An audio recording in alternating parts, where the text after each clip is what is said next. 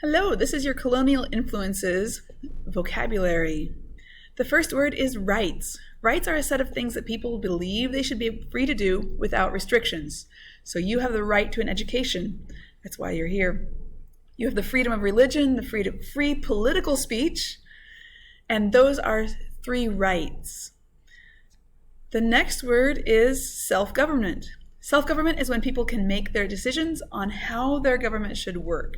The people are the ones making the decisions. That's what's important here.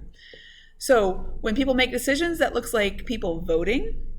A common way of doing this in the colonies was through a town hall meeting where everybody, all the white men in town could get together and they would be able to make a decision and they kind of vote together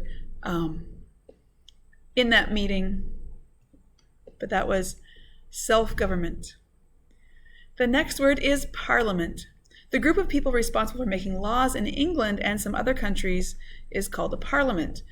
So the members of parliament were chosen to represent all the British people as they made laws. This was in the colonial era.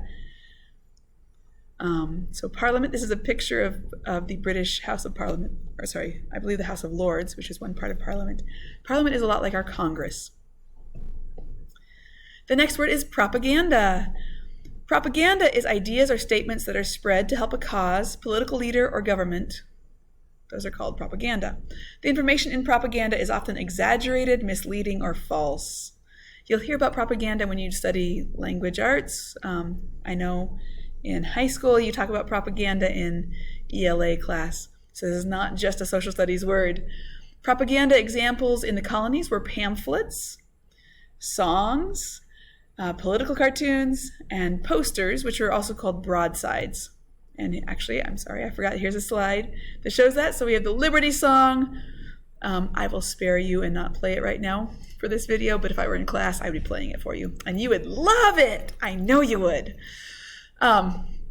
Propaganda examples are a broadside. This is kind of what it looked like. Not a very interesting poster, but they get posted up on bulletin boards. And political cartoons are common throughout history, at least modern history.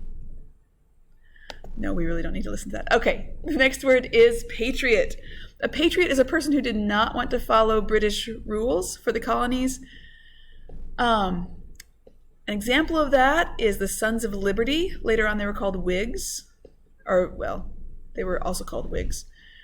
The related word is patriotism. Patriotism is a love that people feel for their country, even though at this time the colonies were part of Britain, and so a patriot was not loyal to their country, but loyal to their colony.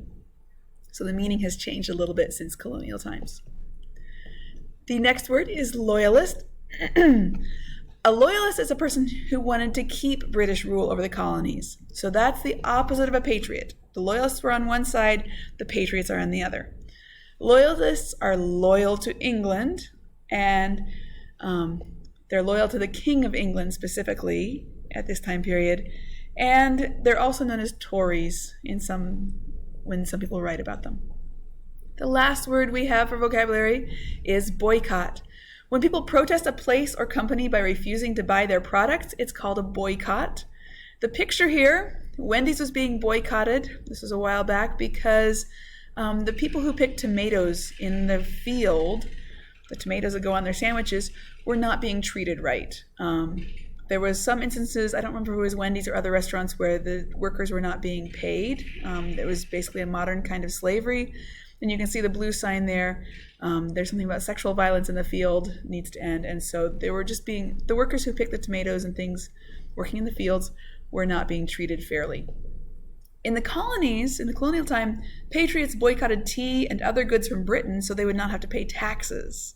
So they refused to buy the things that would make them pay the tax. That was a boycott. If you have questions about the vocabulary, skim back through this video or ask your teacher.